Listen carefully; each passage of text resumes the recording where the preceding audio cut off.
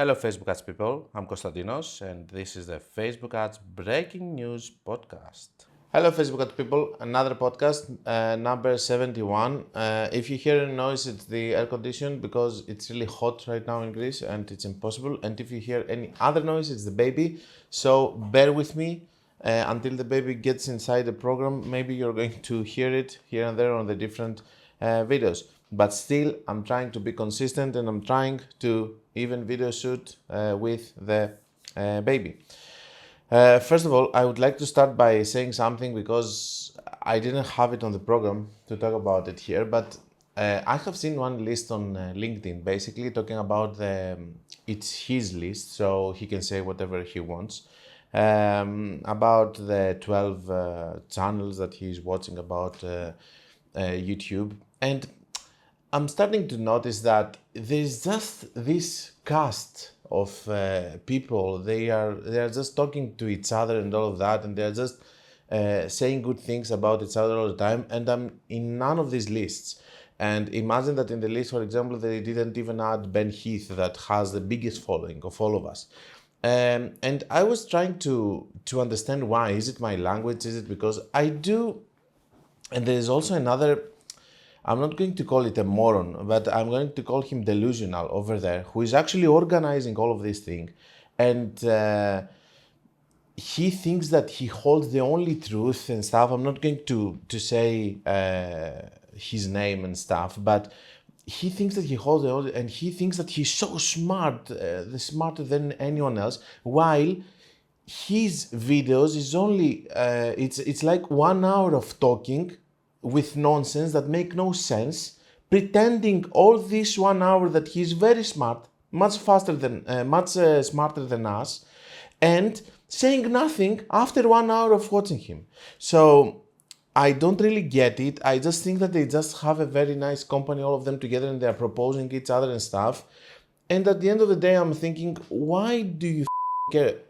Because on this list, for example, there was just some channels with 1K followers, while I have 50K, nobody mentions me. While I'm showing real ad accounts and everything, I just don't get it. On the other hand, I have to say that maybe I shouldn't care because I have ad accounts, I have my clients and stuff, so it's not like I need them. But sometimes it annoys me so much. On the other hand, do I need to care about the fact that they don't recognize me? Maybe not, but it's really annoying to see all of this political correctness and talking with each other and stuff. That's why I'm thinking that if it ever comes to the point that they're going to invite me or whatever, I'm not going to go to this stupid set, and I'm just going to continue on my own. I am on my own anyway. So I'm thinking that if you had hopes of interviews and stuff with other people and stuff, most probably, guys, I'm not going to do it because they can have their own companies and they can talk about consolidation and overlap and all of these stupid things of not watching growers and all of that and watching Mer and stuff and whatever they want to talk, okay? And I'm going to keep doing what I'm doing, which is serving me really well, and I'm having my clients and stuff. And if they think that they hold the only truth at the end of the day, they can think of it and they can make their own cult, and I don't know, lick each other every day. Okay, so, and yes, it's pissing me off, but on the other hand, in 1 hour from now, I won't even remember it, but this is why I do my podcast, guys, because I want to express my feelings. And these were my feelings today when I have seen this, I'm not going to call it stupid list because it's his list. He can do whatever he wants with his preferences. It's just, I just don't understand it, just giving credits to people that they show nothing or say nothing or consider them super experts and start out of nowhere. Anyway, let's stick to our job. Now, I had the impression, guys, on the Advantage Plus campaigns that I was doing with the new style that Meta introduced with different ad sets and all of that, and we had a big discussion about running crazy methods with those, that I was thinking basically, has something changed? Do we have a new style campaign right now, which is not working as the previous one. So what I have done is I have done an extensive test on 10 ad accounts. And I was doing with the same creative, same structure, a CBO Advantage Plus with one ad set again, but a CBO. And then I was doing an ABO Advantage Plus like the old one. I have seen that in 7 out of 10 campaigns, the results were much better. I'm talking about one ROAS and in the other one having 2 ROAS. Now, given the fact that these are different periods and stuff, you can never be sure that this is the truth. But since then, I'm telling you and I'm proposing to you, and I have started doing it. I'm not doing any more CBO Advanced Plus campaigns. I'm doing ABO Advantage Plus campaigns. The reason that I believe that this is happening is because the mechanism of CBO and ABO is different. We have seen that from the day that we were doing CBO campaigns and ABO Advanced Plus campaigns when they came. We could see that we were working on the ad level, on the ABO with dominant ads. On the CBO, we were working on the ad set level, and always we had the same ads winning over there. The difference is very simple. Basically, when you have a CBO, it's distributing the budget to the ad sets and from the ad sets to the ads. And when you're having an ABO, it's distributing the budget to the ads. So you don't have the intermediate of the ad sets. So in the first case, you have to optimize and focus on the ad set level. And on the second case, you have to optimize on the ad level. Maybe I haven't found yet a way of optimizing a CBO Advantage Plus. Maybe I need to find a way. But right now, my comfort zone, and I'm having better results by observing and by just testing the same campaigns and the same creatives and the same everything with ABO Advantage Plus. So if you're having worse results, just try, of course, relaunches and all of that, but try to see and split test CBO with ABO Advanced Plus and see which one is working better than you. Now, based on the previous discussion that we had about the gurus and all of that, and because I'm tired of all of this situation, today on the podcast, and most probably I will make a video about it, I will start playing a much bigger game then, since I'm not recognized as a good channel. So here I have 2 print screens of right now. You can see that the month is May 1st to May 20. One of my really big ad accounts. You can see that the spend is on 2.2, 1.88 ROAS and having 3.8 million. And there is a picture of the previous month on April, just so that you can understand that we're spending here between 3.5 and 3.8 million every month. 1.87 and 6.4 came on revenue for the month of April. I need to say this. There are a lot of people that they say that they spend millions and all of that, including me. And the point is, are they proving it? Are they going to show you a live ad account? Here are 2 print screens. I'm going to make a live video showing this thing, because all of this of people talking and not proving anything without real ad accounts and just talking about theory, it has to stop. Okay, so I'm going to do a video about this ad account. I'm going to show it to you, because the reason that I want to show you this is because a lot of times people talk about consolidation, watching the frequency. If you have 2 frequency or more, this means that you're retargeting people and all of that. And I want to show you that in big ad accounts and in ad accounts when you're scaling and all of that, these things are not there, okay? These are very nice stories to say about small ad accounts, that consolidation is going to hurt you and all of that. But I would like to show you a bigger picture of a bigger ad account over here and actually prove to you that all the things that I say, they are coming from a deep knowledge from ad accounts that they're spending a lot. For example, over here in these campaigns, we're having a frequency of 4, 5, 6, because it's a high spend. Do we care about it? No. Do we care about the individual ROAS? Over here, for example, on the first picture, we can see we have one with 1.57 ROAS. Do we care about the individual ROAS over here of one campaign that is not doing well? No, because we work with average results, as I'm teaching in my videos. Do we have 1 or 2 campaigns spending all of this money? No. and a lot of people will come, of course, it's 3.8 million. How can you spend it in one campaign? This is what they are teaching. And when you're telling them all of that, they will tell you, yes, if you have another country, you can run more campaigns and all of that. The whole theory here and the methods that I'm teaching is do a lot of campaigns with different creatives, use different Instagram accounts, use different sponsorships, use different creatives all the time, presenting a product from different perspectives. This is how you're going to be able to scale, and this is a big account of mine, actually my biggest one. In order for you to, but I don't like to show this at account, because then you're going to think that these things are working on the bigger. I'm showing you all of this also on the smaller ad accounts that they're working. But if you see it on the bigger picture, you understand also that it's getting credibility. And if I was going to show immediately this ad account, then you're going to believe that, okay, this is something that is working on bigger spends. I'm not spending 3.5 or 3.8 million, so I cannot relate to that, so I'm not going to follow it. That's why. But I decided to show it so that whoever doesn't believe it, they can be convinced from something that is working on bigger scale on a smaller scale. I know that some of you are not going to relate with that, and you will think that this is an exceptional account which is different and all of that. But over here we can see that all of the things that I'm teaching are working, and I'm showing you all of these things also on smaller ad accounts. So I think that there is no doubt that, at least for me, for my students, and for many other people, these things are working. And you just have to find a proper way of actually implementing it into your ad account. One thing that I'm sure that is going to work in any ad account is that if your product and your offer is working, you're going to scale much faster and much more efficient by just doing different campaigns with different creatives. Whoever is talking about one campaign and just throwing again inside other creatives, this is for maintain.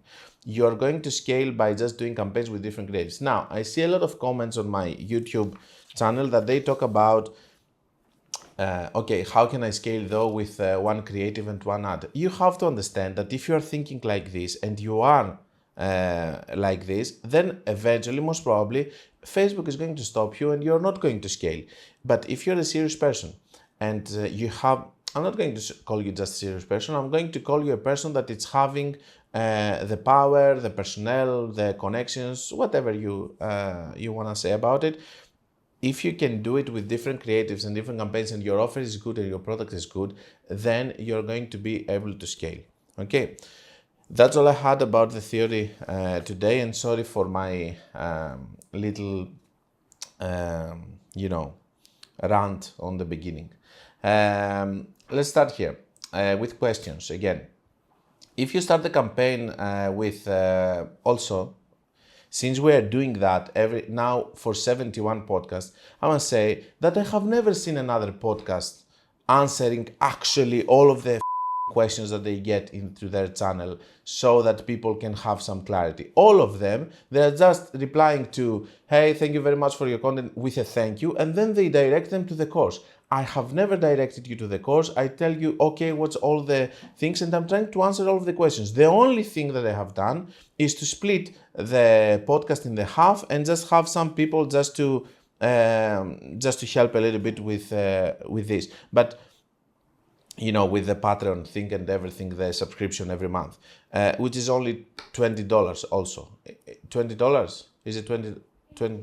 $18, which is only $18. So I just don't see how we are not recognized as a good channel for Facebook ads. I just don't get it. Anyway, it shouldn't annoy me that much, because at least I'm seeing a lot of you supporting me, so it's totally fine, I guess. Let's go. If you start the campaign with 100 budget, is it better to start with 5 creatives like in the video, or more is better? Thanks for the reply. So he's talking about running normal, not running dynamic ads. So you have 2 options. Either you're going to run dynamic ads with 5 creatives, dynamic creative ads, or you're going to run 5 ads per ad set, which is totally fine. My limit is 3 to 5. I don't like to go on more than 5. Next one. How long will you keep the second leading ad that has good ROAS so that the other ad had the chance? So if we are talking about a second leading ad that has good ROAS and one leading ad that doesn't, I guess in the first 48 hours or more, 72 hours, depending on the AOV of the product, you can decide if you're going to close it and give a chance to the second. It's very difficult, guys, to explain by text optimization of Advanced Plus and CBO. That's why I'm trying to make so many videos to explain it to you. But yeah, a safe period, it's going to be 72 hours. Sometimes I do it faster on 48 hours. I close a leading ad which is bad so they can give chance to the second one to become a leading ad. Later, I'm noticing also that a lot of times when you have a leading ad and another ad is taking some good results, I can see that we have a shift initially at the start. And maybe another one is going to start becoming the leading ad because it's having better results. So would you wait for Facebook to do that? I wouldn't. But sometimes when I see that the shift is happening, I give it time. I'm not going to close the second one because maybe with less budget it's going to be profitable. Next one. At 6:15 you say some assets will be the volume and some will be the quality that will bring your ROAS. My question, why does the volume matter? For example, we have a campaign with 2 assets with great ROAS and 2 assets with really bad ROAS. Why not just one, close the 2 assets with really bad ROAS and lower the campaign budget like you recommend based on the 2 remaining assets yesterday spent.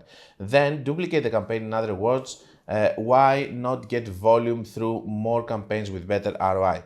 Now, there are 2 types of people. There are the types of people that they want ROAS with Facebook ads and the type of people that they do want volume and growth and all of that.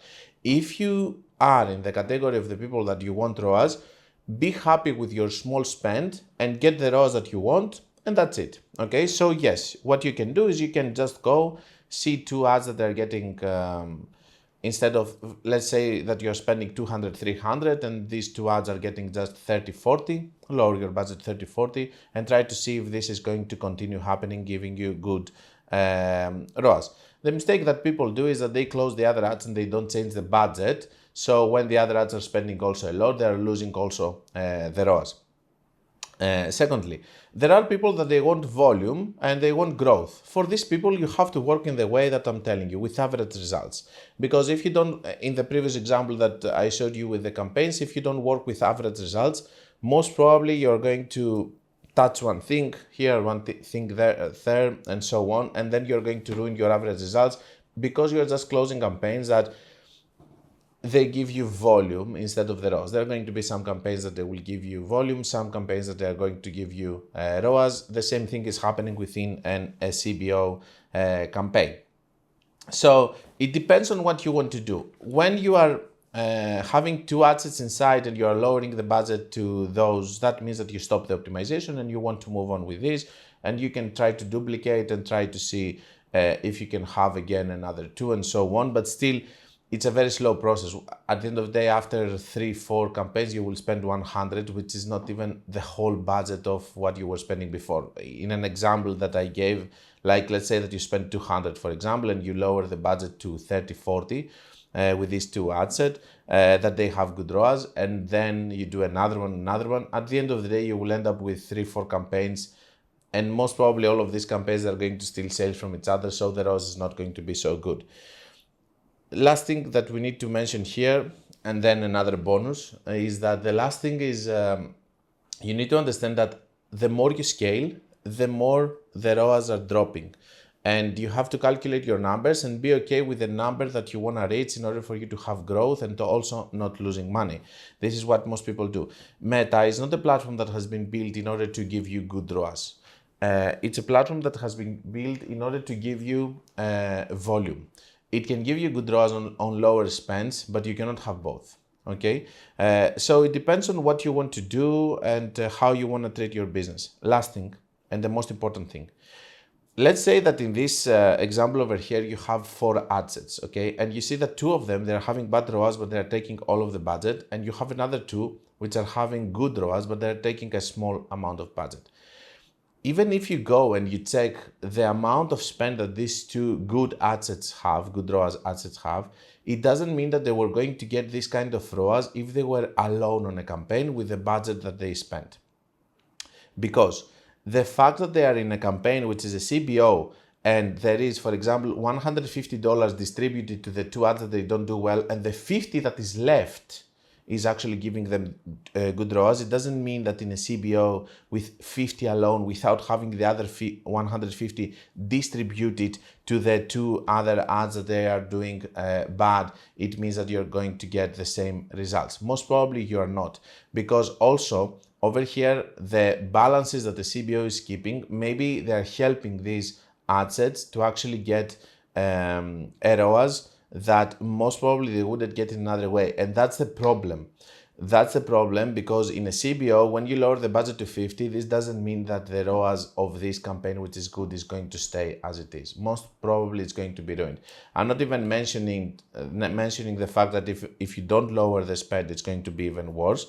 But even if you do it like this, I will tell you that most probably it won't keep the ROAS that it had while the others were there. So if in average you're doing well, you are not trying to disturb this balance over here by doing things here and there. You're just accepting that you're getting in average a good result, and you are happy with it because you are getting growth and you're being profitable at the same time. I hope that it makes sense.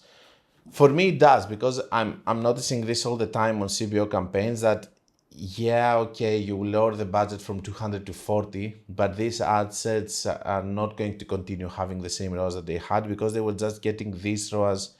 It's a fluke, it's not the reality. But when you see, for example, a high spend ad set getting 3 ROAS, for example, this is the truth, because it's getting the full spend. The other one's just taking the leftovers and is having some ROAS. It's not the same at all, and you cannot optimize on that way because Facebook is not built in a way of giving you very good ROAS all the time or while you are scaling. Okay, it's a platform which is built so that it can give you volume. Next one, but it's totally acceptable if you want to have a small spend, a very good ROAS. Totally acceptable. I have done it with companies that they have stock issues and all of that. I believe we have done a video recently about that, and I was showing you how these companies have not been influenced at all on the bad periods, because on the bad periods they were having already, instead of having on the break-even 2 ROAS, for example, were having 5 because they didn't want to scale because they didn't have the stock. Okay, they dropped to 4. But they were still profitable. But if you're on 2 ROAS all the time and you're playing between the verge of growth and being unprofitable, then eventually in a bad period, most probably you're going to be hurt. Next one, how would you promote a Facebook event? What type of campaign? The business doesn't have a website yet and is looking for people to join the event and pay by bank transfer. There's an engagement campaign with event option, but the people it brings don't seem to be very interested. So I don't have a website. I want people to pay me with a bank transfer and actually,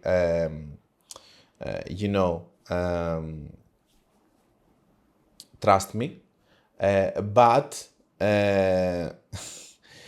you just want everything, without doing any effort. What I would do, though, in this case, is that I would try to convince them to have something like a customer support, which is going to explain them how much does it cost, why they will pay that, what they are going to get for the event and stuff. And I will try to do a lead gen. Since they don't have a website, we don't have an option of having a lead gen of people within the platform. And over there, try to find their information, try to call them or email them and actually convince them about this, and then talk about the transfer details, bank transfer details and all of that. That's the only viable way that I see about this, but you have to understand that everyone or anyone can want whatever they want, but the point is if they make it easy or if they make it difficult. Okay, the more you try about something, the better results you're going to have. If they want to have bank transfers, if they want all of that, maybe they should have done a very good landing page in order to explain all of that. instead of asking for people to trust them just because. Okay. Next one. Thanks for the video, Konstantinos. If my Advanced Plus campaigns in my account is running well, should I update my account setting with engaged audience and existing customer? Currently, I didn't use anything there. Will it mess things up or it will more likely improve it? Like you said previously, if it's somewhat working, don't touch it. I totally agree with you. Now, will we ever learn if the changes that we have done stupidly, trusting Meta when they did all of these changes with the engaged audience, existing customer engaged audience, affected our ads? I don't know. They will never admit it. I have my theory about the campaigns being resetted. I don't know if this is the reason or another reason, but the truth is that at this point, I wouldn't add the existing and the engaged customer because of all the things that happened in the previous 2 months, and I would wait for the others to see if they will do it, if it's affecting them and stuff, but I wouldn't do it on my own, especially if I have good results. And sadly, that's the truth, and that's what I would do, and that's what I'm proposing you to do. And yes, it falls under the category, if it works, don't touch it. Next one. I keep stuck with 50 to 100 budget, especially the 100 budget. Each time I increase Advanced Plus to 100 or launch new Advanced Plus with 100 budget, so volatile. Is there any solution? The solution is to go with other creatives, as we said, or to realize that maybe your funnel is not so strong. Maybe your creatives are not so strong. Maybe your offer is not so strong. Okay, for example, let me give you one example. Let's say that I'm selling this for 50, okay? Just because, okay, these are my numbers and stuff. If I manage to make this item selling for 30, that means that I will get more people, okay? I can convince more people to buy it. That means that you will do another Advanced Plus and another Advanced Plus, and it's going to work and it's going to be profitable for you. So maybe it's your offer. Maybe it's the targeting that you are doing and the needs that you are actually referring to. Maybe it's the creative which can convince X amount of people and you need another thing. It can be so many things, but at the end of the day, never stop trying, first of all. But don't just focus on just duplicating the same thing again and again. If you see that it's not working, try other things, try other products, try to expand in another country, try other things. Now, in such small budgets as yours, like 100 or 100, I'm having the guess over here that you're not having a strong offer, okay? Because, you know, if you're just spending 100 and the next 100 you are unprofitable, that means that you're not having a strong offer, a strong product, or whatever that may be, or not a strong pixel yet. Next one. Mistake hashtag 2. Is there where I'm getting confused? At times, you do recommend closing ad sets, and at other times, you say do not close them. Is it that you always close them when you are initially optimizing the campaigns? Okay, so I see. So there are videos of mine that I'm showing CBO optimization or Advanced Plus optimization, where I'm optimizing. Sometimes I'm going to end up with some ad sets, or sometimes I'm going to end up with 1 or 2 and I will lower the budget in a CBO or in an Advanced Plus. After that point, after the point that I have actually optimized it, I'm not going to touch it anymore. So it's the initial process that optimize and close to get it where you want and be sure that the ad sets or the ads that you're leaving inside are good, and then you don't touch it anymore. The other thing that you might see on videos is that I might have one campaign which is running for 8 months. If it's going bad for 7 days, I'm not going to close it immediately because I'm working with average results, as I said earlier. So I'm not going to take, I'm really sorry that I'm confusing you, but it's 2 different cases. Optimizing initially on the first 10, 20 days, I don't know, it doesn't matter. Or having a campaign which is fully optimized and then you don't touch it anymore, you work with other campaigns. Next one. Konstantinos, understood, thank you. I want to clarify one more point. In the countries of the former USSR, Russia, Ukraine, Kazakhstan, Belarus, lead form are used in 90% of cases. By the way, I think you cannot advertise anymore in Russia and Belarus. to be honest with you guys, I'm doing this for 11 years now. I had clients from Ukraine, Russia and all of that, but I have never had run any ads on Russia or Belarus. Never, ever. Kazakhstan, no. Ukraine, yes, I have run ads on Ukraine. The thing is that I think you cannot do it anymore, but let's see what he says. When I started running ads in Poland, where no one does this, initially targeting the store with the goal of sales, I was getting expensive results. Later, switching to leads, I started getting cheaper and well-confirmed results. Metrics like CPM, CTR, and CPC were also significantly lower. You cannot compare the cost per click on a lead generation campaign with a sales campaign with a purchase event. It's not the same thing to compare them. Okay, having created a store on Shopify over the past 4 months, I have been getting results that are at best twice as expensive, and although this is not important, CPM rates are significantly higher. Could it be that the lead generation goal itself is a much cheaper, and with a small budget this option is better? Lead generation for sure is cheaper. And you cannot compare pears with apples, okay? You cannot compare the cost per lead with the cost per purchase. It's two different things. But what you can do, or the cost per click in a lead campaign and the cost per click in a purchase campaign. What you can do though is this. Do a campaign with purchases, see how many sales you're getting, you have a cost per purchase. Then do a lead generation campaign, take all the leads, try to sell to them and try to see if they're converting, and those that they're going to convert, make another cost per purchase over here and then compare them. Whichever of these two things is more effective and you're making more money with, just follow it with the majority of the budget, like 80%, and do the other 20% with the other normal,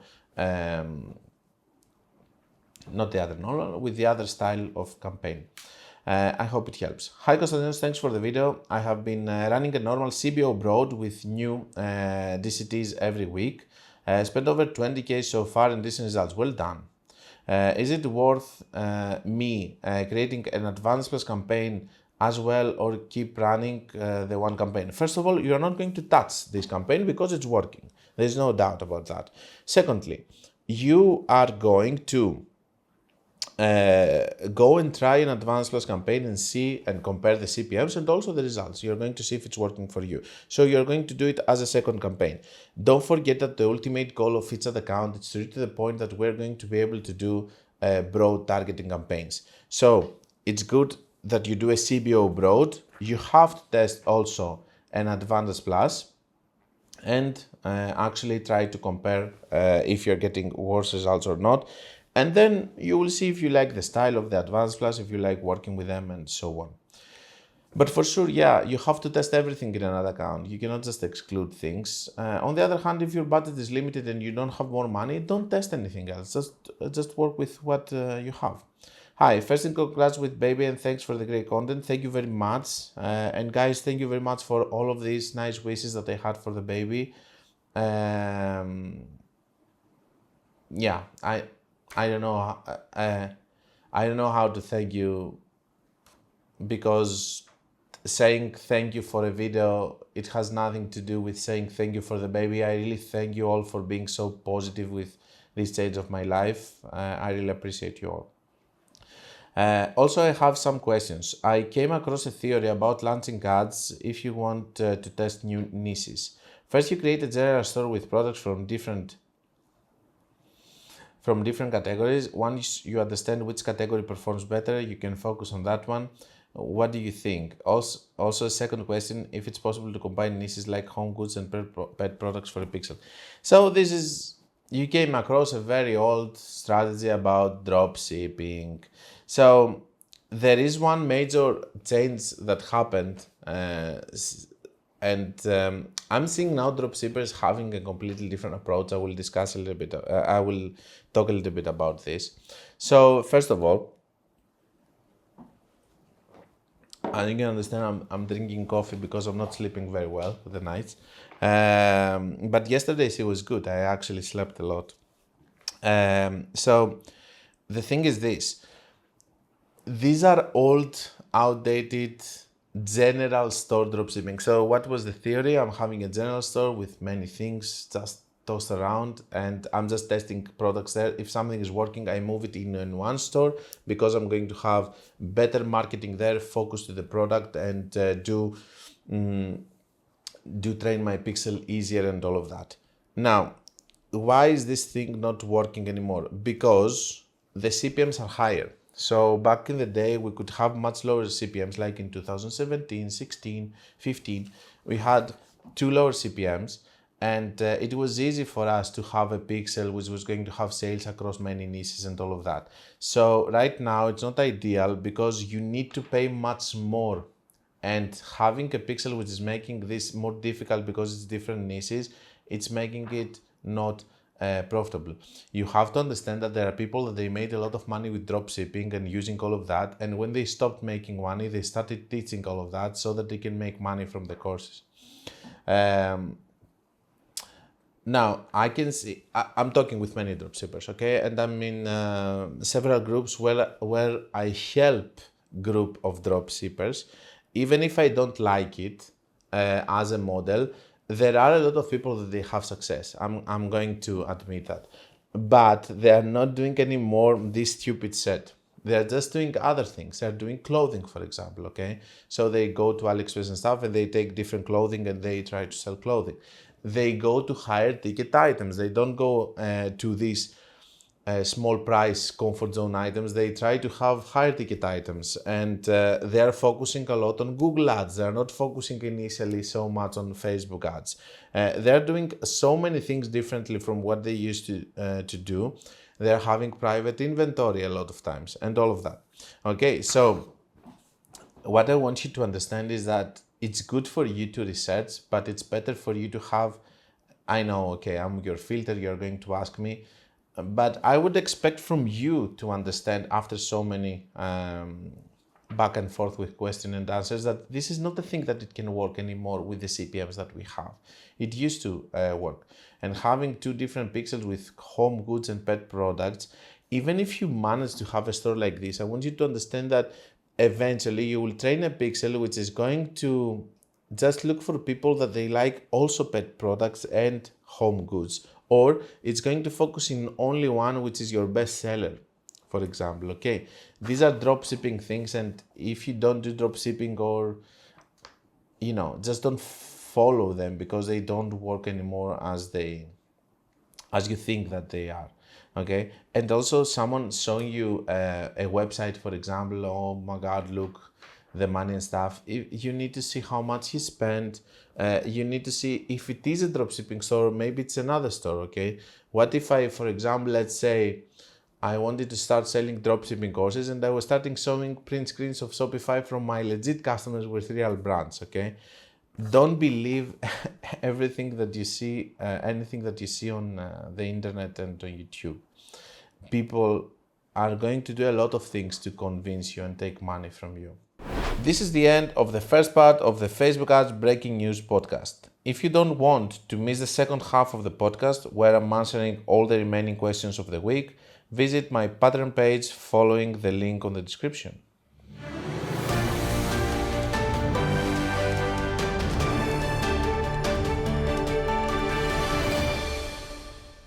This was the Facebook Ads Breaking News podcast. Like it or not, it is what it is.